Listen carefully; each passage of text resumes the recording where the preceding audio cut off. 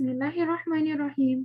Yang Mulia Haji Muhammad Khairul Azhar bin Idris, Pegawai Perkembangan Ugama Pusat Dakwah Islamiah, Kementerian Hal Ehwal Ugama, pensyarah-pensyarah, ahli-ahli Majlis Perwakilan Pelajar, serta pelajar-pelajar Politeknik Brunei yang dihormati sekalian. Assalamualaikum warahmatullahi wabarakatuh dan salam sejahtera. Innal hamda Illahumma alhamdulillah wassalatu wassalamu ala Sayyidina Muhammad wa ala Sayyidina Muhammad. Para tetamu Allah, para pencinta Nabi Muhammad sallallahu alaihi wasallam, segala puji bagi Allah pertama sekalinya kerana Allah telah memilih kita ni semua bersama-sama hadir pada hari ini Ahad 11 Rabiul Awal 1443 Hijriah bersamaan dengan 17 Oktober 2021 di dalam majlis sambutan Maulidur Rasul. Hudurul Kiram, sebelum kita memulakan acara ini, lebih baik kita semua menadah tangan mengaminkan bacaan Al-Fatihah yang akan dibacakan oleh Yang Mulia Muhammad Nazrin Muhazzab Ikram bin Muhammad Arham, wakil daripada Majlis Perwakilan Pelajar sesi 2021-2022. Majlis mempersilakan. Astaghfirullahalazim, astaghfirullahalazim, astaghfirullahalazim. الذي لا إله إلا هو الحي القيوم وأتوب إليه إلى حضرة النبي المصطفى رسول الله صلى الله عليه وسلم إلى روح والدينا ووالديكم وإلى روح المسلمين والمسلمات والمؤمنين والمؤمنات كافة عامة. الفاتحة. أعوذ بالله من الشيطان الرجيم. بسم الله الرحمن الرحيم.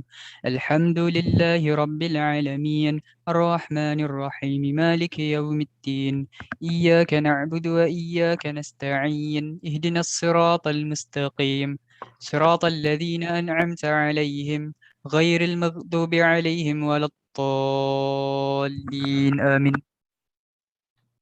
Amin, amin ya Rabbal Alamin. Terima kasih Muhammad Nazrin atas bacaan itu tadi. Para tetamu Allah, tanpa membuang masa lagi, mari kita teruskan lagi dengan tazkirah yang bertajuk Pengorbanan Rasulullah sallallahu alaihi wasallam yang disampaikan oleh Haji Muhammad Khairul Azhar bin Idris, Pegawai Perkembangan Ugama Pusat Dakwah Islamiah, Kementerian Hal Ehwal Ugama. Majlis dengan segala hormatnya mempersilakan. Bismillahirrahmanirrahim. Alhamdulillahilladzi hadana ila siratal mustaqim. Wassalatu wassalamu ala asyrafil anbiya'i wal mursalin sayyidina Muhammad wa ala alihi wa sahbihi ajma'in. Sebelum kita dimulakan, suara jelas Yang mulia moderator, jelas Alhamdulillah. Baik. Alhamdulillahilladzi hadana ila siratal mustaqim wa ala alihi wa sahbihi ajma'in. Assalamualaikum warahmatullahi wabarakatuh. Allahumma salli ala Sayyidina Muhammad wa ala ali Muhammad. Yang mulia Ketua Bahagian Hal Ehwal Pelajar, Yang mulia Pegawai-pegawai Politeknik Brunei, Yang mulia para pelajar yang dikasihi dan dirahmati. Assalamualaikum warahmatullahi wabarakatuh. Alhamdulillah, bersyukur kita ni kehadirat Allah Subhanahu Wa Taala kerana dengan limpah izin kurnianya juga kita ni dapat bersama-sama dalam majlis ilmu yang diungkayahkan ini. Terima kasih atas undangannya, dan juga sebenarnya kita ni melangkah di bulan yang penuh suci, di bulan yang penuh mulia, di bulan yang penuh rahmat, di mana lagi kita ni mendapati bulan-bulan ini adalah bulan-bulan yang istimewa. Antaranya ialah kerana bulan Rabiul Awal adalah bulan kelahiran kekasih Allah Subhanahu Wa Taala, iaitu Nabi Muhammad sallallahu alaihi wasallam. Jadi seperti mana lazimnya sebelum ini sebelum kita ni dilanda pandemik COVID-19 ini, kita ni di negara Brunei Darussalam menyemarakkan malam-malam sambutan Maulidur Rasul ini dengan pelbagai majlis. Contoh, kita ni menyemarakkan ataupun mengimarahkan masjid-masjid di seluruh negara dengan laungan-laungan dikir marhaban, ataupun kita ni dengan laungan-laungan dikir syarafil anam. Kemudian kita ni semarakkan lagi dengan di mana-mana majlis ilmu pelbagai lapisan masyarakat hadir dalam majlis yang mendadakan sempena Maulidur Rasul ini. Jadi berbeza dengan tahun ini, berbeza sedikit oleh kerana kita ni dalam keadaan pandemik COVID-19, gelombang kedua yang turut melanda negara Brunei Darussalam ini. Jadi inilah kita ni ganti, kita ni masih lagi sama-sama dapat bersama-sama dalam menyemarakkan Maulidur Rasul 1443 Hijrah bersamaan dengan tahun 2021 Masihi dengan cara dalam tarian. Alhamdulillah, masih juga diberikan nikmat oleh Allah Subhanahu Wa Taala untuk kita ni sama-sama menghayati kisah baginda Rasulullah sallallahu alaihi wasallam ini. Jadi ya sebenarnya bukanlah suatu perkara yang kita ni janggal lah, tapi ini adalah norma baru kita ni adakan dalam talian ini. Jadi terima kasihlah dan diucapkan ribuan tahniah kepada yang mengungkayahkan majlis-majlis yang macam mana ini. Jadi kita ni melihat perkara ini adalah seperti satu perkara yang lazim kita ni lakukan di bulan Rabiul Awal dengan mengingati sejarah-sejarah daripada baginda sallallahu alaihi wasallam. Sebenarnya walaupun bukan di Rabiul Awal, bukan dalam bulan Rabiul Awal, kita ni masih juga tetap mengingati baginda kerana apa yang kita ni katakan ataupun apa yang kita ni ungkapkan melalui syahadah kita ni adalah satu perkara wajib yang kita ni ucapkan ia dalam sembahyang kita ni. Asyhadu an la ilaha illallah wa asyhadu anna Muhammadar Rasulullah. Aku naik saksi bahawa tiada Tuhan melainkan Allah dan Nabi Muhammad adalah pesuruh Allah. Artinya di sana dua perkara yang ditekankan dalam syahadah kita ni, itu dua perkara yang ditekankan bahawa kita ni naik saksi Allah Subhanahu Wa Taala tiada Tuhan yang layak disembah melainkan Allah, kemudian Nabi Muhammad adalah pesuruh Allah. Itulah syahadah kita ni. Kita ni sebut baginda juga di dalam di luar bulan Rabiul Awal pun kita ni tetap menyebut nama baginda. Contoh dalam bacaan tahiyat akhir dan sebagai tahiyat awal dan sebagainya, kita ni sebut juga nama baginda. Inilah menunjukkan bahawa baginda Rasulullah sallallahu alaihi wasallam ini adalah merupakan orang penting kepada Allah Subhanahu Wa Taala, sehinggakan dalam rukun Islam syahadah itu diangkat sebagai satu perkara wajib bagi setiap orang Islam. Jadi kita ni hayati bahawa Rasulullah sallallahu alaihi wasallam itu ia memang diangkat oleh Allah Subhanahu Wa Taala sebagai rasul yang terakhir kepada kita ni sebagai umatnya. Bayangkan lebih 1400 tahun baginda Rasulullah sallallahu alaihi wasallam itu meninggalkan kita ni, tapi kita ni masih menjadi pengikut baginda, umat baginda yang kita ni minta doa, kita ni akan sentiasa taat bersama baginda sehingga ke hari kiamat nanti. Jadi inilah perkara yang perlu kita ni ketengahkan untuk kita ni mencintai, menghayati pengorbanan baginda Rasulullah sallallahu alaihi wasallam itu. Kalau kita ni kan bercerita mengenai dengan pengorbanan baginda Rasulullah sallallahu alaihi wasallam itu, ia amatlah banyak untuk kita ni ceritakan bahawa daripada sirah ataupun perjalanan kehidupan Nabi sallallahu alaihi wasallam itu, kita ni tahu baginda telah pun ditinggalkan oleh ayahnya kerana ayahnya telah meninggal dunia ketika baginda di dalam kandungan ibunya. Kemudian apabila besar sedikit, umur 6 tahun, ibunya lagi yang meninggal dunia. Kemudian dijaga oleh datuknya. Itu adalah merupakan cabaran-cabaran kehidupan baginda sebagai seorang rasul. Jadi dalam kehidupan baginda sebagai seorang rasul itu, kalau kita ni hayati, dari kecil sudah ia menerima cabaran. Dari kecil sudah ia menerima cabaran dalam kehidupan. Dibesarkan tanpa kasih sayang seorang ayah, kemudian apabila membesar lagi kehilangan lagi ibunya, kemudian dijaga oleh datuknya. Jadi perkara-perkara ni kita ni membawa kita ni punya kita ni punya imajinasi bahawa Rasulullah sallallahu alaihi wasallam itu memang seorang yang penyabar daripada damit sudah diberikan cabaran. Kemudian apabila ia meningkat dewasa, kita ni lihat ceritanya, ia digelar sebagai Al-Amin. Pada ketika itu ia digelar sebagai Al-Amin itu, ia belum lagi dilantik sebagai seorang nabi ataupun seorang rasul, oleh kerana ia dipercayai terhadap kebijaksanaannya, kejujurannya, dan yang kita ni perkara-perkara yang bukan dikeluarkannya sebagai satu perkara dari mereka ataupun dusta. Jadi kita ni melihat kembali ataupun mengulang kembali sirah baginda Rasulullah sallallahu alaihi wasallam ini, kita ni lihat bahawa susuk seorang rasul ni yang kita ni cintai, dia memang melakukan sesuatu itu yang kita ni anggap sebagai pengorbanan.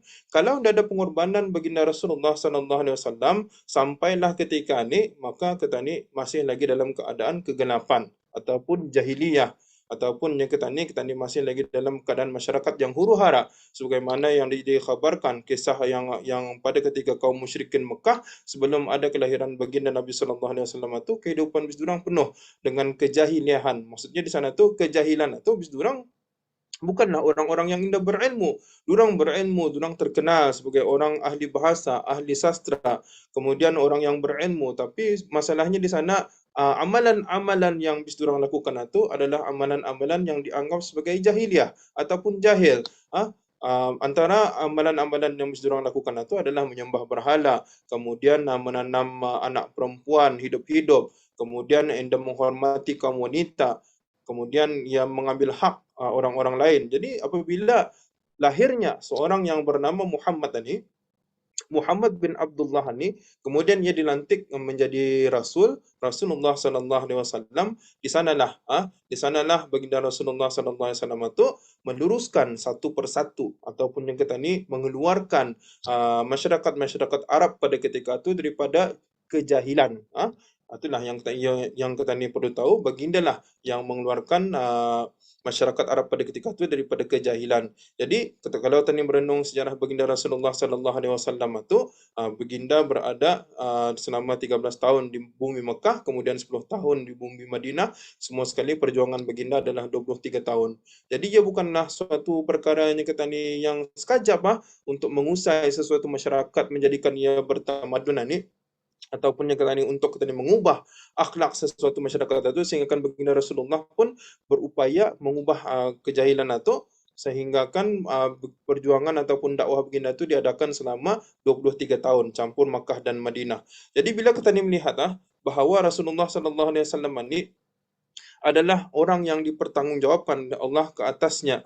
Jadi buktinya sampai hari ini, kalau kita ni melihat daripada pengorbanan, kisah pengorbanan baginda Rasulullah sallallahu alaihi wasallam itu, agama Islam tersebar luas ke seluruh dunia bersama. Jadi pengorbanan yang dilakukan itu adalah pengorbanan baginda Rasulullah bersama dengan sahabat-sahabatnya.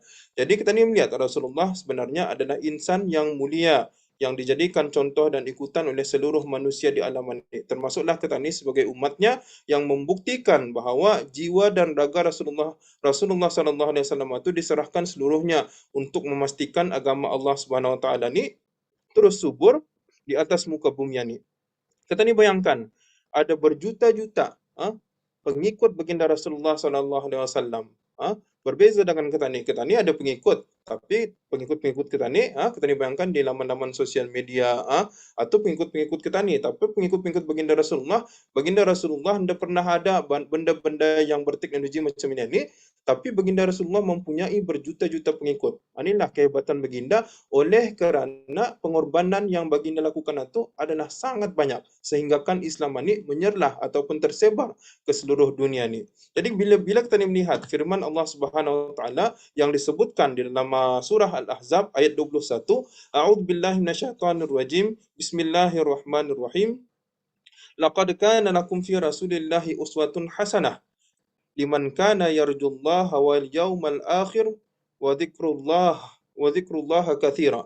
Yang mana maksudnya, demi sesungguhnya adalah bagi kamu pada diri Rasulullah sallallahu alaihi wasallam itu contoh ikutan yang baik, yaitu orang yang sentiasa mengharapkan keridaan Allah dan balasan baik di akhirat, serta ia pula banyak mengingati Allah banyak-banyak dalam masa susah dan senang. Dan tafsiran ataupun terjemahan makna ayat daripada surah Al-Ahzab tadi itu memberitahukan kepada kita ni ataupun mengkhabarkan, menceritakan untuk kita ni ambil ibrah daripada surah itu bahawa Rasulullah sallallahu alaihi wasallam itu adalah contoh ikutan yang baik. Bagindalah orang yang sentiasa mengharapkan keredaan daripada Allah Subhanahu wa taala itu, dan ia pula yang banyak mengingati Allah banyak-banyak. Jadi inilah sedangkan Rasulullah sebagai susuk tubuh seorang manusia yang biasa, yang kata ni manusia ataupun yang kata ni jua hamba Allah Subhanahu wa taala, ia seorang rasul yang diangkat, tapi ia juga adalah orang yang paling banyak mengingati Allah Subhanahu wa taala. Ini kita melihat bahawa ia adalah satu contoh ataupun teladan yang sangat-sangat baik untuk kita ikutkan. Dalam diri Rasulullah itu memang ada contoh teladan yang baik untuk kita ikuti, disebutkan oleh Allah Subhanahu Wa Taala dalam surah Al-Ahzab itu. Jadi kita ni sebagai pengikut baginda Rasulullah Sallallahu Alaihi Wasallam ini selayaknya menjadikan baginda contoh ataupun teladan yang baik dalam kehidupan kita ni seharian. Jadi kita ni melihat bahawa ketokohan baginda Rasulullah Sallallahu Alaihi Wasallam ini juga sebenarnya ia yang menyenangkan kaum kafir Quraisy pada ketika itu. Sangatnya kita ni memberikan gangguan kepada orang-orang Quraisy pada ketika itu oleh kerana agama baru yang dibawanya ni. Oleh kerana ia membawa dakwah yang baru ini. Jadi ia menimbulkan keresahan kepada umat kaum Quraisy pada ketika itu. Sehingga diorang menggelar bahawa Rasulullah ini sebagai seorang penyair dan orang yang suka mengungkapkan kata-kata dusta dan juga cakap kosong. Tapi perkara ini disebutkan oleh Allah Subhanahu Wa Taala dalam surah Al-Haqqah ayat 41. A'udzubillahi minasyaitonir rajim. Bismillahirrahmanirrahim. Wa ma huwa biqauli sya'irin qalilam ma tu'minun, yang mana maksudnya dan bukanlah Al-Quran itu perkataan seorang penyair sebagaimana yang kamu dakwa, amatlah sedikit kamu beriman. Jadi disebutkan oleh Allah Subhanahu Wa Taala di sana tu dikatakan bahawa kaum kafir Quraisy ini mengatakan baginda adalah pendusta, pembohong, katanya penyair, akan tetapi turun ayat daripada Allah Subhanahu Wa Taala mengatakan bahawa baginda ni bukanlah sebagai seorang penyair sebagaimana yang durang fikirkan ataupun katakan itu.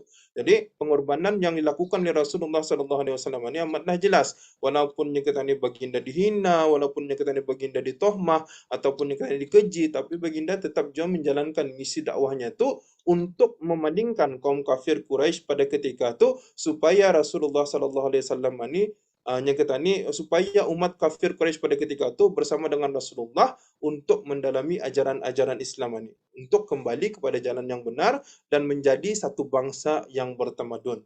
Okey. Kita ni melihat bahawa Allah Subhanahu Wa Taala menyatakan bahawa sememangnya Rasulullah Sallallahu Alaihi Wasallam ini adalah pernah dikeji ataupun dihina. Kalau kita ni melihat kembali daripada sirah Nabawiyah ataupun sirah kehidupan Rasulullah Sallallahu Alaihi Wasallam ini, tetapi perkara-perkara ini dia pernah melunturkan suatu semangat yang ingin baginda lakukan untuk masyarakat Arab pada ketika itu. Jadi dia cukup besar dengan cabaran daripada sudut mental dan pelbagai gelaran buruk itu. Kita ni melihat pengorbanan Rasulullah, ia juga berhadapan dengan cabaran-cabaran fizikal. Kalau kita ni mendengar kisah daripada yang kita ni baca ataupun kita ni dengar daripada tazkirah ataupun ceramah-ceramah, bahawa Rasulullah Sallallahu Alaihi Wasallam dan sahabat baginda itu pernah dilakukan ataupun yang kita ni dipulaukan, dikasari dan sebagainya untuk melunturkan semangat juang. Kalau kita ni sudah berhadapan dengan cabaran-cabaran itu, mungkin kita ni dalam keadaan tertekan ataupun kita ni mungkin kita ni dalam keadaan down ataupun kita ni mungkin dalam keadaan indah bersemangat, iman kita ni kurang ataupun kita ni kurang yakin dan sebagainya. Tapi Rasulullah tidak. Pengorbanan Rasulullah Sallallahu Alaihi Wasallam itu antaranya ialah ia mempunyai jiwa yang cekal. Ia sanggup mengorbankan dirinya sendiri. Ia sanggup mengorbankan yang kita ni susuk tubuhnya sebagai seorang rasul sehingga kan baginda dibaling dengan batu, baginda dikasari dan menerima ugutan bunuh daripada Abu Jahal dan sebagainya. Jadi kita ni melihat kembali untuk bercerita mengenai dengan pengorbanan daripada Rasulullah Sallallahu Alaihi Wasallam ini, kita ni hayati kisah ketika baginda berada di Taif. Pada suatu ketika itu Rasulullah Sallallahu Alaihi Wasallam berada di Taif bersama dengan sahabatnya yang bernama Zaid bin Harithah. Jadi mereka berjalan kaki menempuh panas terik matahari di padang pasir untuk menyebarkan Islam. Jadi keimanan mereka itu adalah sebaik-baik bekalan yang bisa diorang bawa. Hanya iman yang bisa diorang bawa untuk mendakwahkan masyarakat pada ketika itu di Taif. Hanya iman yang diorang jadikan bekalan, yang diorang bawa untuk mempengaruhi masyarakat Taif ini. Tapi apa yang jadi, setiba mereka di Taif, Rasulullah Sallallahu Alaihi Wasallam bertemu dengan orang-orang Taif, yang orang-orang yang terkenal lah ketika itu yang memimpin Taif pada ketika itu. Dan juga Rasulullah Sallallahu Alaihi Wasallam bersama dengan Zaid bin Harithah mengajak orang-orang yang berada di sekelilingnya pada ketika itu, yang sanang-sanang dipanggilnya, kira dalam kumpulan-kumpulan itu dipanggilnya untuk bersama-sama dengan baginda. Tapi apa jadi? Orang-orang Taif pada ketika itu apabila saja Rasulullah bercakap, jadi mereka pun telah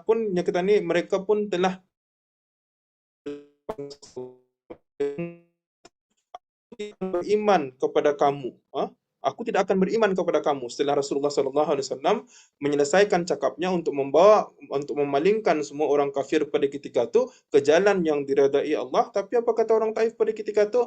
Orang Taif beritahu orang baginda, kami tidak akan berimannya. Kami tidak mau berimannya. Jadinya adakahnya Allah Subhanahu Wa Taala ada pilihan orang lain untuk dilantik menjadi rasul?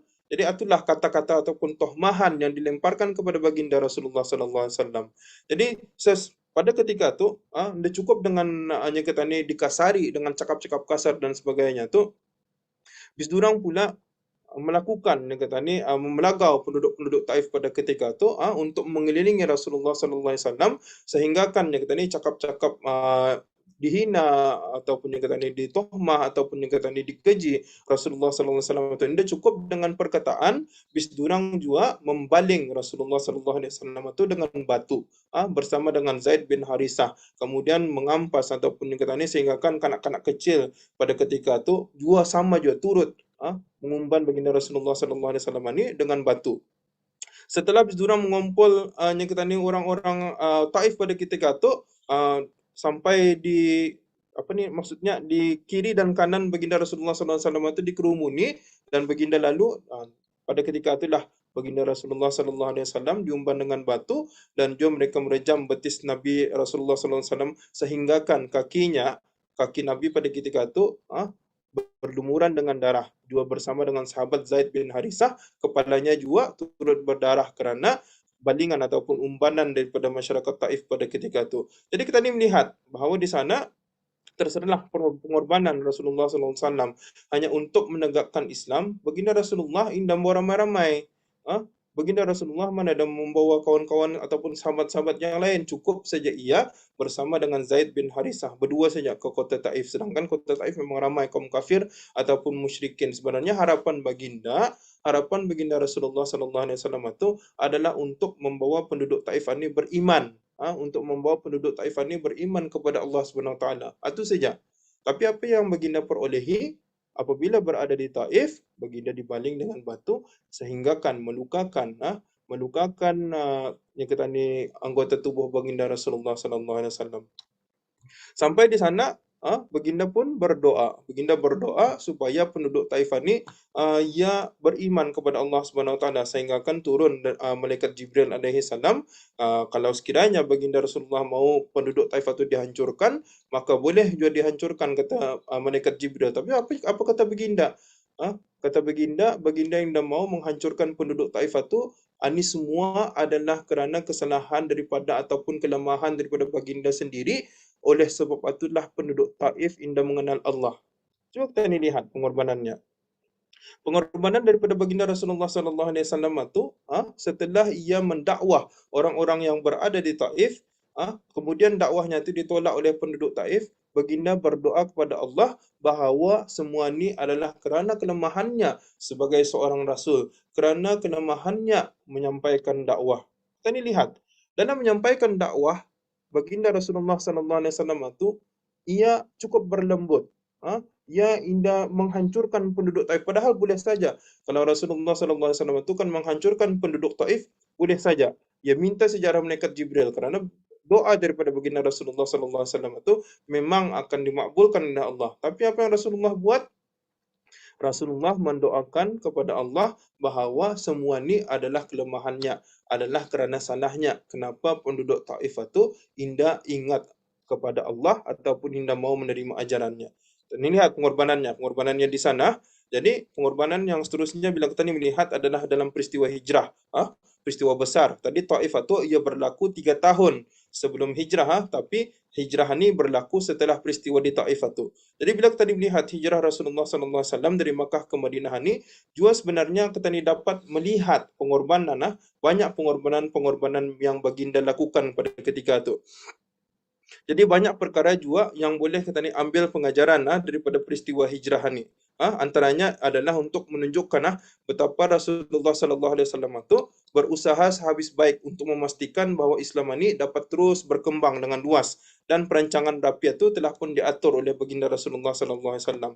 Jadi dalam sebarang usaha untuk meletakkan baginda Rasulullah dan umat Islam ini berhijrah ke Madinah adalah sebagai usaha yang kata ni untuk berpindah ataupun yang kata ni keluar daripada cengkaman kaum musyrikin Mekah, kerana pada ketika itu baginda sudah menerima ugutan bunuh. Baginda Rasulullah SAW menerima ugutan bunuh pada ketika itu untuk yang kata ni, jadi turunlah wahyu daripada Allah untuk baginda Rasulullah SAW bersama dengan sahabat-sahabatnya untuk berhijrah ke kota Madinah. Jadi bila kita mendengar peristiwa hijrah itu, sehingga kan rumah baginda Rasulullah SAW itu dikepung rapi, kemudian Sayyidina Ali yang menggantikan tempat tidur baginda Rasulullah SAW itu, apabila mendapati bahawa bukanlah yang tidur itu baginda Rasulullah SAW, tetapi Sayyidina Ali, jadi kaum kafir ataupun kaum musyrikin Mekah adalah jadi membunuh. Kalau ia betul-betul bukanlah Sayyidina Ali dan ia adalah baginda Rasulullah, maka ia pasti akan dibunuh.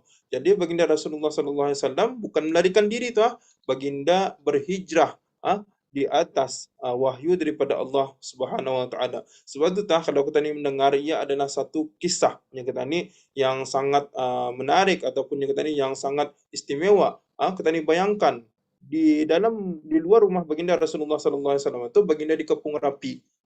Sehingga kan indah dapat sebenarnya kalau kita ni fikirkan bila dikepung rapi ini indah dapat sebenarnya baginda Rasulullah SAW ini untuk keluar. Tapi atas pertolongan Allah Subhanahu Wa Taala baginda dapat keluar daripada yang kita ni jagaan orang-orang kafir Quraisy itu. Jadi banyak yang kita ni lihat yang membantu strategi hijrah baginda tu. Antaranya ialah Amir bin Fuhairah, iaitu hamba kepada Sayyidina Abu Bakar Siddiq, anak perempuan Sayyidina Abu Bakar, juga turut bersama dengan baginda Rasulullah SAW untuk menjayakan misi hijrah tu. Kita ni melihat bahawa ini adalah bukti sebenarnya Rasulullah SAW itu juga memerlukan bantuan daripada sahabat-sahabat yang lain untuk bersama-sama menjayakan misi hijrah ini. Jadi akhirnya baginda terlepaslah daripada ugutan bunuh daripada kaum kafir musyrikin Mekah, dan juga baginda bersama-sama dengan sahabatnya mendapat petunjuk hidayah daripada Allah untuk berhijrah ke kota Madinah. Bila kita melihat, ia adalah satu misi besar yang mengutamakan survival Islam dan bukannya kepentingan pribadi. Rasulullah bukannya lari. Rasulullah bukannya lari untuk kerana ingin mau berhadapan dengan kaum musyrikin Makkah pada ketika itu. Bukan lari, tapi baginda mendapat wahyu daripada Allah Subhanahu Wa Taala untuk berhijrah ke Madinah, dan menyebarkan dakwah Islam di sana. Kalau kita ni melihat pun, baginda berhijrah itu adalah untuk menyebarluaskan dakwahnya, untuk menyebarluaskan dakwah Islam pada ketika itu. Jadi makin ramai lagi pengikut-pengikut baginda. Itulah kalau kita lihat sebenarnya ia adalah untuk untuk menyebarluaskan lagi agama Islam itu, kerana tindakan kaum kafir musyrikin Mekah pada ketika itu sudah sangat mencabar kewibawaan Nabi, sehingga kan ada yang berniat untuk membunuh Nabi, dakwahnya ditolak mentah-mentah. Jadi wahyu daripada Allah adalah untuk meredakan sedikit apa yang dilakukan oleh kaum kafir musyrikin Mekah itu untuk baginda ke Madinah. Jadi di Madinah pun baginda berusaha juga dengan menguatkan dakwah baginda di sana tu. Jadi buktinya sebenarnya adalah jelas. Rasulullah SAW ini diangkat orang yang memberi perlindungan, dan bukanlah orang yang orang yang memberikan perlindungan di Madinah pada ketika itu pun bukanlah daripada orang yang calang-calang. Kepimpinan Islam di Madinah selepas Rasulullah turut kita lihat dipegang oleh golongan sahabat-sahabat baginda, iaitu Sayyidina Abu Bakar, Sayyidina Umar, Sayyidina Utsman dan Sayyidina Ali. Jadi mereka semua ni adalah sahabat-sahabat kepada baginda Rasulullah SAW. Jadi bukti penghijrahan Rasulullah ke Madinah ini adalah sebagai satu bentuk pengorbanan terhadap agama, adalah apabila kita melihat usaha tersebut diiktiraf oleh Allah Subhanahu Wa Taala dengan kurniaan ganjaran yang amat istimewa. Jadi hal ini jelas membuktikan bahawa muhajirin yang berhijrah dari Makkah ke Madinah mengutamakan agama Allah. Bis durang berhijrah itu, bis durang mengutamakan agama Allah. Bis durang indah mengutamakan diri bis durang sendiri untuk mendapat jawatan, pangkat, kedudukan dan sebagainya, untuk menjadi orang yang paling kaya. Bukan. Bis durang berhijrah itu adalah untuknya kerana mendahulukan agama Allah ini. Tadi dapat melihat daripada misi hijrah itu sendiri. Kerana firman Allah Subhanahu Wa Taala yang bermaksud dan golongan orang yang berhijrah kerana Allah sesudah mereka dianiaya, ditindas oleh musuh-musuh Islam, kami akan menempatkan mereka di dunia ini pada tempat yang baik dan sesungguhnya pahala amal mereka yang baik itu lebih besar di akhirat kelak kalaulah mereka mengetahui. Disebutkan dalam surah An-Nahl ayat 41. Jadi di sana kita ni melihat pengorbanan-pengorbanan yang baginda lakukan. Tadi kita ni cerita dengan pengorbanan yang dilakukan di Taif. Kemudian kita ni bercerita dengan pengorbanan yang dilakukan dalam misi hijrah. Jadi dua pengorbanan ini ia cukup besar bagi agama Allah Subhanahu Wa Taala. Di Taif untuk membawa masyarakat Taif pada ketika itu beriman dengan Allah Subhanahu Wa Taala. Kemudian baginda berhijrah daripada Makkah ke Madinah pun untuk menyebarluaskan agama daripada Allah Subhanahu Wa Taala ni. Kita ni lihat juga dalam siri peperangan-peperangan yang disertai Rasulullah sallallahu alaihi wasallam. Tadi mesti ingat Rasulullah juga sebagai seorang ketua dalam peperangan itu. Yang kita ni seorang pemimpin dalam peperangan itu. Anda pernah kita ni dengar Rasulullah berperang? Anda pernah kita ni mendengar bahawa peperangan yang ada pada ketika itu Rasulullah tidak ikut, tidak ada. Rasulullah juga ikut berperang bersama dengan masyarakat pada ketika itu, orang-orang yang mampu bersama dengan baginda, orang-orang yang ikut dalam dakwah baginda itu. Jadi kita ni melihat pengorbanan yang dilakukan oleh baginda Rasulullah sallallahu alaihi wasallam itu adalah pengorbanan untuk hanya kita ni mempertaruhkan nyawanya. Kalau kita ni sendiri kalau kita ni merenung untuk kita ni membahayakan nyawa kita ni, mungkin kita ni tidak mau. Mungkin kita ni tidak akan mau untuk mengorbankan nyawa kita ni. Tapi Rasulullah kalau kita ni lihat daripada pengorbanan-pengorbanan ini, baginda mempertaruhkan nyawanya, baginda mempertaruhkan mental dan fizikalnya kerana baginda dicaci, dihina dan sebagainya. Apatah lagi dalam peperangan, pasti baginda memang ada menerima percubaan ataupun ugutan bunuh daripada pihak dengan baginda berperang.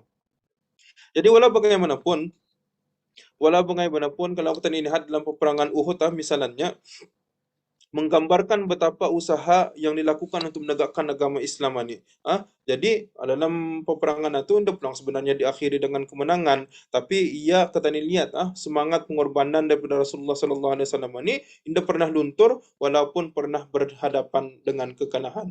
Jadi perkara-perkara inilah yang menjadikan satu iktibar ataupun yang kita ni ambil pengajaran daripadanya. Ia adalah satu inspirasi kepada kita ni apatah lagi bis kita bahawa bis kita adalah golongan-golongan belia yang memang kita ni mempunyai kekuatan yang memang masih padu ataupun yang kita ni fizikal yang masih kuat ataupun kebijaksanaan yang dalam yang kita ni kebijaksanaan yang baik. Jadi kita ni melihat untuk kita ni mengambil inspirasi daripada kisah pengorbanan Rasulullah sallallahu alaihi wasallam ini, kita ni lihat apa yang baginda lakukan dalam dakwah baginda di Taif, dalam misi hijrah baginda ataupun dalam peperangan-peperangan yang baginda lakukan itu, yang baginda hadiri sendiri itu, baginda tidak pernah mengutus orang lain untuk melakukan tugasnya. Sebaliknya, baginda sendiri juga yang turun padang yang kita ni untuk yang kita ni sama-sama membantu misi dakwah itu ataupun yang kita ni untuk sama-sama dalam peperangan itu, walaupun sebenarnya ia mempertaruhkan nyawa baginda sendiri. Jadi daripada kisah-kisahnya dapat kita lihat bahawa Rasulullah SAW adalah seorang pemimpin yang baik yang selalu berhadapan dengan apapun situasi. Kita lihat pada ketika era pandemik COVID-19 yang melanda negara Brunei Darussalam dalam gelombang kedua ni, tadi kita ni mendengar sidang media bahawa hari ini saja tercatat 500 lebih kes positif yang berada di negara kita ni. Jadi kalau kita dilihat implikasi daripada sejarah pengorbanan Rasulullah sallallahu alaihi wasallam ini, kita ni mengambil iktibar sempena sambutan Maulidur Rasul walaupun berhadapan dengan pandemik ini, jadi kita ni melihat baginda Rasulullah sanggup berhadapan dengan apa situasi sekalipun. Jadi kita ni sebagai orang ataupun yang kita ni pengikut baginda yang mudah-mudahan kita ni sentiasa taat setia hingga ke hari kiamat ini, jadi kita ni melihat ataupun mengambil inspirasi bahawa yang dilakukan oleh baginda itu berdepan dengan segala situasi, kita ni ambil pengajaran daripadanya. Kita ni juga sanggup berhadapan dengan apa saja situasi. Walaupun pada ketika ni cabaran pandemik itu melambung tinggi, sehinggakan kita ni dapat hadir untuk melakukan pengajian, sehinggakan melimitkan ataupun membataskan kita ni punya pergerakan. Jadi kita ni mampu insya-Allah berhadapan dengan situasi ini dengan mengambil iktibar daripada apa yang dilakukan oleh baginda Rasulullah sallallahu alaihi wasallam ini juga. Jadi kita ni pun sentiasa sebenarnya mampu untuk berhadapan dengan situasi ini. Antaranya cara kita ni adalah sentiasa untuk mematuhi perintah ataupun larangan daripada pihak yang berautoriti. Kalau larangan untuk kita ni itu jangan keluar rumah, maka janganlah kita ni keluar rumah. Kalau larangan untuk kita ni itu untuk kita ni sentiasa mendengar arahan-arahan yang daripada pihak yang berwajib itu, maka kita didengarlah arahan-arahan itu. Kerana kalau kita ni lihat kisah daripada pengorbanan Rasulullah sallallahu alaihi wasallam ni, baginda berhadapan dengan situasi yang mencabar. Baginda berhadapan dengan situasi yang sulit. Jadi kita ni sebagai umatnya, kita ni mengambilnya kita ni pengajaran apa yang sudah dilakukan oleh Rasulullah sallallahu alaihi wasallam itu dalam berhadapan dengan ujian, dalam menghayati pengorbanan baginda. Kita ni juga sebagai umatnya pun perlu juga berkorban pada waktu ketika ni untuk memudahkan urusan-urusan pemulihan negara Brunei Darussalam yang tercinta ni. Baik, alhamdulillah. Menyentuh sedikit Jadi dapat kita ni lihat bahawa di sana Rasulullah sallallahu alaihi wasallam ni pun ia mempunyai proses dalam kepimpinannya. Ia ada proses dalam kepimpinan yang dilakukan oleh baginda tu. Indah setiap proses yang baginda lakukan itu berjaya. Kalau kita lihat balik tadi dalam kisah perang Uhud, baginda juga menemui kegagalan di sana. Tapi semangat baginda Rasulullah sallallahu alaihi wasallam itu tidak pernah luntur. Tidak pernah luntur apabila kita melihat perkara-perkara ni. Jadi perkara yang penting untuk kita ambil iktibar juga adalah baginda adalah orang yang sentiasa bertawakal kepada Allah. Baginda serahkan semua kepada Allah Subhanahu Wa Taala. Tapi penyerahan baginda Rasulullah sallallahu alaihi wasallam kepada Allah itu adalah diiringi dengan usaha. Baginda berusaha kemudian baru menyerahkan kepada Allah Subhanahu Wa Taala. Contoh dalam Taif tadi dalam kisah Taif tadi. Baginda datang dulu ke Taif, kemudian baginda serahkan kepada Allah Subhanahu Wa Taala dengan berdoa. Mana ada baginda berdoa dulu? Mana ada baginda serahkan dulu kepada Allah? Melainkan bahawa baginda baginda dulu turun ke Taif, berusaha dulu mencuba beritahu kepada orang Taif supaya baginda mengajarkan dakwah, baginda mengajarkan ataupun memalingkan masyarakat Taif pada ketika itu untuk menyembah Allah Subhanahu Wa Taala. Kemudian barulah baginda bertawakal ataupun yang kata ni baginda menyerahkan segala urusannya kepada Allah Subhanahu Wa Taala. Jadi dalam konsep bertawakal ini pun kita ni perlu juga ambil pengajaran dalam pengorbanan baginda Rasulullah sallallahu alaihi wasallam ini. Konsep baginda bertawakal adalah dengan berusaha.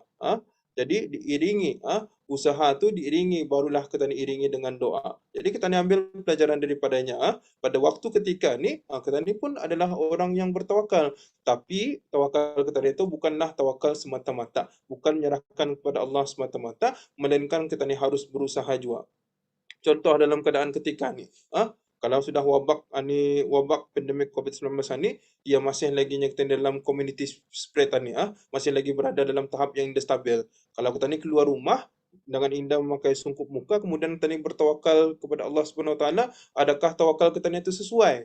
Jadi indah kan? Jadi tawakal kata dia tu indah sesuai dengan apa yang sudah dilakukan ataupun diajarkan oleh baginda Rasulullah sallallahu alaihi wasallam. Sedangkan baginda bertawakal adalah dengan iringan ataupun yang kata ni diiringi oleh usaha baginda dulu. Jadi cuma tujuan dengan kita ni mengambil iktibar ataupun menghayati kisah daripada Rasulullah sallallahu alaihi wasallam ini, pengorbanan baginda yang kita ni lihat dalam kisah menjalankan dakwahnya, dalam kisah peperangan baginda, dalam misi hijrah baginda. Baginda pasti akan berusaha dulu, indah pernah baginda bertawakal kepada Allah semata-mata. Untuk kita ni ambil pengajaran daripadanya. Jadi sama juga untuk kita ni ikuti sebagai golongan belia yang produktif. Kita ni mesti memahami konsep tawakal ni kerana ia adalah yang kata ni tawakal yang dilakukan oleh baginda Rasulullah sallallahu alaihi wasallam itu bukanlah hanya tawakal semata-mata yang hanya menyerahkan diri kepada Allah Subhanahu Wa Taala, tapi juga turut diiringi dengan usaha-usaha baginda tu. Jadi kita ni melihat di sana sehingga kita ni melihat menghayati kisah daripada baginda Rasulullah sallallahu alaihi wasallam itu penuh dengan kesabaran, penuh dengan kelembutan hati. Jadi Rasulullah sallallahu alaihi wasallam yang kita ni bila kita ni melihat pengorbanan baginda tu berlembut hati. Walaupun pada ketika itu penduduk Taif mengasari baginda, membaling baginda dengan batu. Padahal sebenarnya boleh saja kalau kita ni kena umpan dengan batu, kita ni ambil balik batu itu, kita ni umpan balik boleh sebenarnya. Tapi baginda tidak, cukup berlembut hati. cukup berlembut hati dan penuh kesabaran yang tinggi. Itulah sebab itu ia menjadi kekasih Allah ataupun diangkat darjatnya sebagai seorang yang digelarkan sebagai yang kita ni pesuruh Allah. Kalau tadi melihat, ia cukup bersabar dan dia berlembut hati dalam menghadapi masyarakat ataupun kaum kafir pada ketika itu. Ia bukanlah satu perkara mudahnya, bukannya perkara mudah yang dilakukan oleh baginda Rasulullah SAW. Kalau kita melihat perkara-perkaranya apa yang dilakukan, memang kita ni kan lari saja. Memang kita ni kan mau berhadapan dengan orang yang mencaci maki kita ni, dengan orang yang menjahati kita ni, dengan orang yang kita ni akan melakukan sesuatu yang buruk dengan kita ni, tapi Rasulullah tidak. Rasulullah SAW penuh dengan kesabaran. Inilah ia digelarkan suatu dirakamkan kisah baginda Rasulullah SAW ini dalam ayat Al-Quran, sehingga kan dalam ayat Al-Quran itu ada yang dinamakan sebagai surah Muhammad. Artinya derajat baginda Rasulullah SAW itu memang sangat-sangat diangkat oleh Allah Subhanahu Wa Taala, sehingga kan apa yang diturunkan dalam ayat Al-Quran itu disebutkan nama baginda sebagai bukti bahawa baginda adalah orang penting, sebagai bukti untuk kita ni mengambil ibrah ataupun pengajaran daripadanya. Jadi kita ni lihat, sebenarnya terlalu banyak pengorbanan yang telah dilakukan oleh Rasulullah SAW ini untuk memajukan, mengembangkan agama Islam yang kita ni cintai ini. Jadi bersyukurlah kita ni kehadirat Allah Subhanahu Wa Taala kerana kita ni sudah dilahirkan dalam nikmat. Kita ni sudah dilahirkan dalam nikmat Islam. Lahir sudah kita ni ke dunia ni dan kita ni sudah dalam keadaan agama Islam. Kalau kita ni bayangkan ketika kita ni mendengar ataupun membaca sirah Rasulullah SAW ini, macam mana perjuangan baginda yang dilakukan oleh baginda itu, dan pengorbanan ini sebenarnya adalah yang patut kita ni contohi, kerana baginda adalah ia adalah sebaik-baik pengorbanan untuk kita ni tunjukkan dan sebaik-baik insan di atas bumi ini, yaitu Rasulullah SAW. Jadi kita ni, bila kita ni melihat pengorbanan Rasulullah SAW ini, ia bukanlah suatu perkara yang mudah. Kalau kita ni berada pada ketika itu pun, mungkin kita ni akan sanggup ataupun kita ni akan berpaling daripada mengikuti kita ni pengorbanan yang baginda lakukan itu. Sedangkan baginda Rasulullah SAW yang kita ni kenal bukanlah seorang jutawan, baginda bukanlah seorang yang terkenal, baginda bukanlah seorang yang kita ni orang yang berpengaruh pada waktu ataupun zaman kaum Quraisy itu. Tapi baginda berani untuk mengutarakan bahawa dakwah ni, bahawa Islam ni, agama Allah ni adalah agama yang benar, dan agama yang bisdurang lakukan ataupun bisdurang sembah, menyembah berhala dan sebagainya itu bukanlah agama yang benar.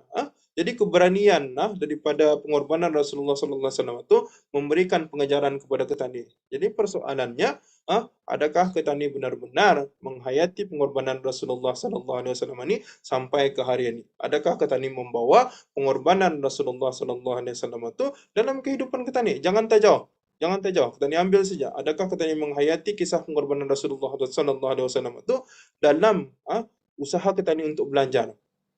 Adakah kita ni menghayati pengorbanan Rasulullah SAW itu dalam usaha kita ni untuk menuntut ilmu? Jadi persoalan itu. Jadi perkara-perkara ni hendaklah kita ni sentiasa muhasabah diri dalam bulan Rabiul Awal ni juga, untuk kita ni menanamkan kecintaan kita ni kepada baginda Rasulullah SAW itu, antaranya adalah dengan kita ni berselawat. Adalah dengan kita ni sentiasa berselawat kepada baginda Rasulullah sallallahu alaihi wasallam ni. Kerana dikatakan dalam hadis baginda Rasulullah sallallahu alaihi wasallam itu, man shalla alayya wahidan sallallahu alaihi asyran. Barang siapa yang berselawat ke atasku sekali, maka Allah akan membalaskan ataupun Allah akan berselawat ke atasnya 10 kali. Yang mana dimaksudkan di sana itu, Allah akan menurunkan 10 kali rahmat kepada orang yang berselawat ataupun menyebut nama baginda sallallahu alaihi wasallam sekali. Jadi perkara-perkara ini juga kita lihat adalah di antara katanya di sana bahawa orang yang sentiasa berselawat ini adalah orang yang akan berdamping dengan Nabi Muhammad SAW ataupun Rasulullah SAW di hari akhirat kelak.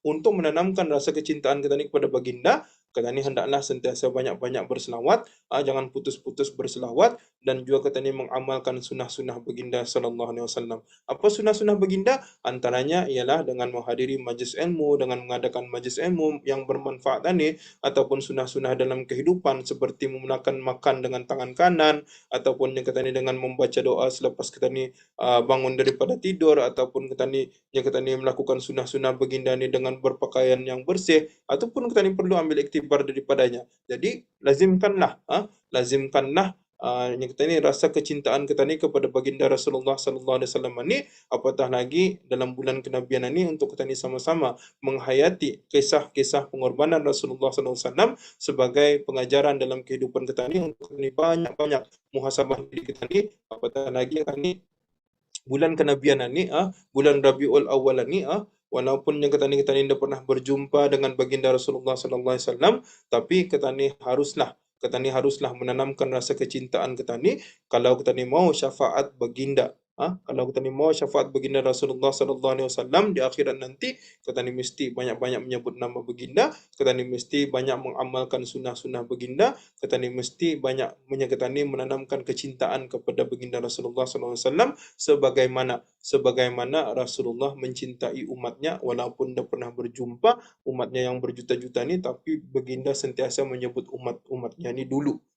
Sebelum baginda wafat, baginda sebutkan umat-umatnya ni. Itu sama juga kita ni, walaupun kita ni dah pernah berjumpa dengan baginda Rasulullah sallallahu alaihi wasallam, tetapi kita ni haruslah menanamkan rasa kecintaan kita ni kepada baginda sallallahu alaihi wasallam ni.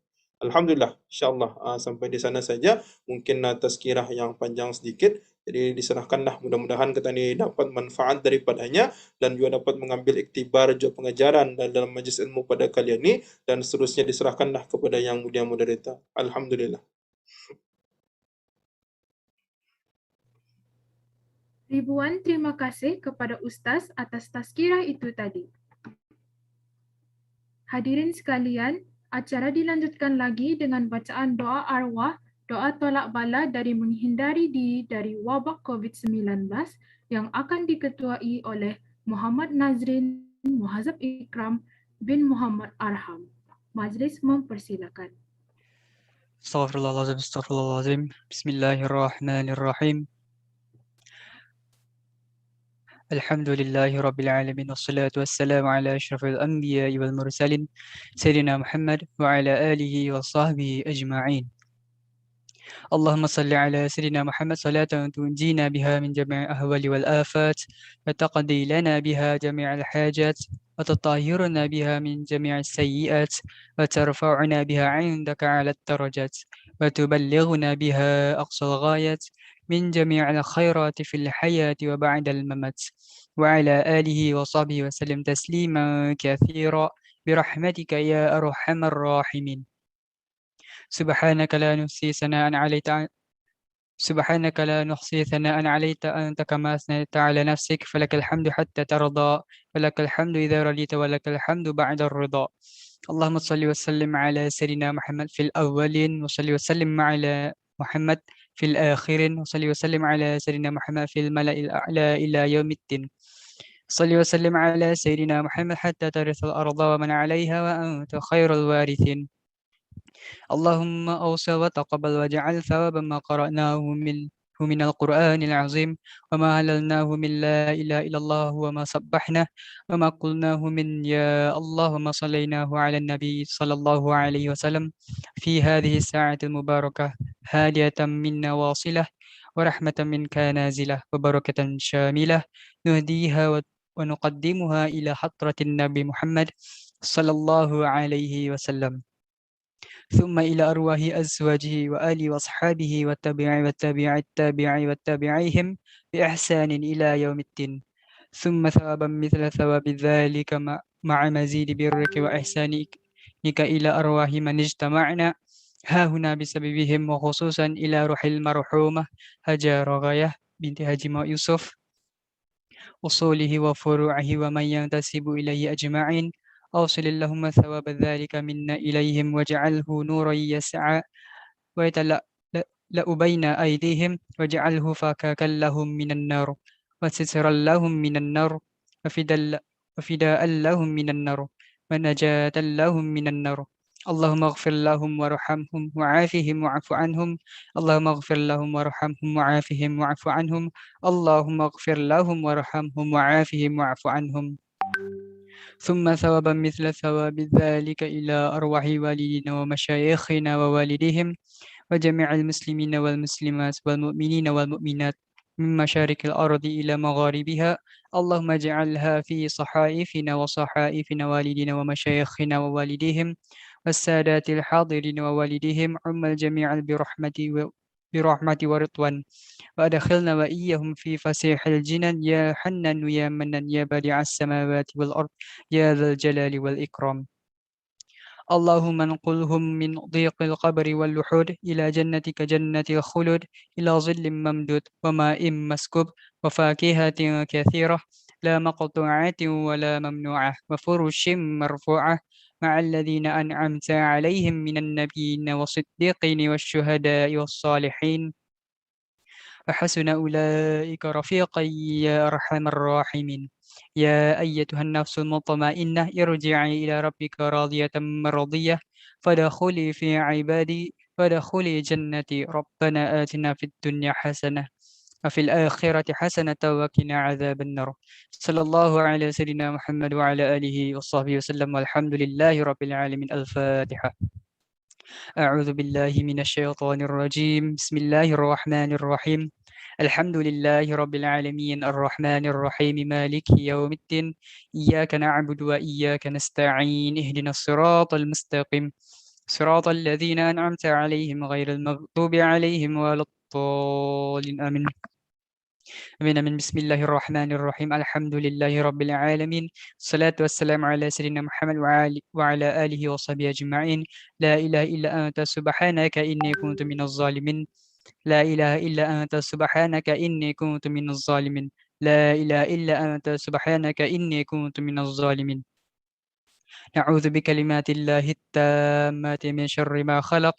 نعوذ بكلمات الله التامات من شر ما خلق. نعوذ بكلمات الله التامات من شر ما خلق. بسم الله الذي لا يضر مع اسمه شيء في الأرض ولا في السماء وهو السميع العليم. بسم الله الذي لا يضر مع اسمه شيء في الأرض ولا في السماء وهو السميع العليم. بسم الله الذي لا يضر مع اسمه شيء في الأرض ولا في السماء وهو السميع العليم. بسم الله والحمد لله محمد رسول الله لا قوة إلا بالله. بسم الله على ديننا وأنفسنا. بسم الله على أهلنا وأموالنا. بسم الله على كل شيء أعطانا ربنا. بسم الله خير الأسماء. بسم الله رب الأرض والسماء. بسم الله الذي لا يضر مع اسمه داء. بسم الله افتتحنا وبالله اختتمنا وعلى الله توكلنا. تحصنا بذي العزة والجبروت واعتصمنا برب الملكوت وتوكلنا على الحي الذي لا يموت. اللهم إنا نعوذ بك من البرص والجنون والجذام ومن سيء الأسقام. اللهم اصرف عنا وعن سلطاننا وبلادنا وجميع المسلمين في كل مكان البلاء والوباء والطعن والطاعون وسائر الأمر خصوصا وباء قبس بلملس. وكنا شر الردى بلطفك يا لطيف يا خبير إنك على كل شيء قدير. اللهم اصرف عنا وعن سلطاننا وبلادنا وجميع المسلمين في كل مكان البلاء والوباء والطعن والطاعون السائر الأمراض خصوصا وبقى باسم لملس. وقنا شر الرضا بلطفك يا لطيف يا خبير إنك على كل شيء قدير. اللهم اصرف عنا وعن سلطاننا وبلادنا وجميع المسلمين في كل مكان البلاء والوباء والطعن والطاعون وسائر الأمراض خصوصا وباء COVID-19. وقنا شر الرضا بلطفك يا لطيف يا خبير إنك على كل شيء قدير. وصلى الله على سيدنا محمد وعلى آله وصحبه وسلم والحمد لله رب العالمين. تقبل الله منا ومنكم. Amin amin ya rabbal alamin. Terima kasih Muhammad Nazrin atas bacaan itu tadi. Hadirin dan hadirat sekalian, diminta kepada semua hadirin sekalian untuk membuka kamera seketika untuk sesi bergambar.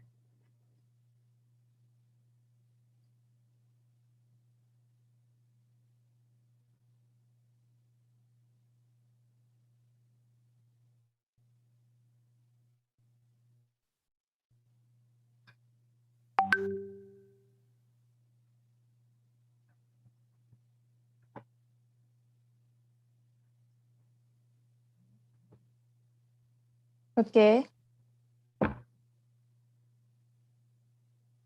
1, 2, 3.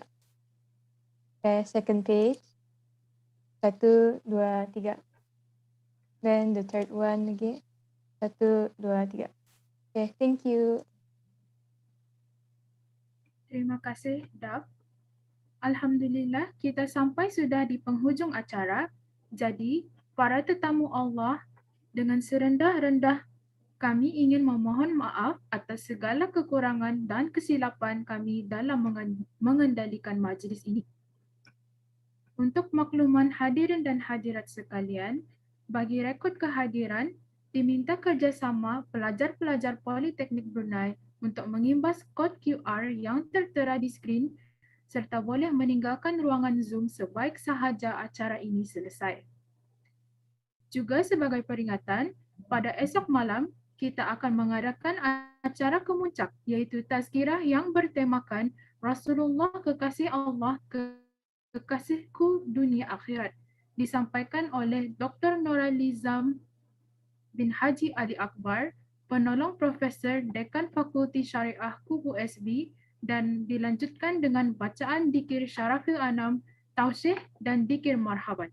Dengan itu, terima kasih atas kesudian abis kita semua untuk menghadiri dan memeriahkan acara kita pada malam ini. Taqabbalallahu minna wa minkum, jazakumullah khairul jaza. Wassalamualaikum warahmatullahi wabarakatuh.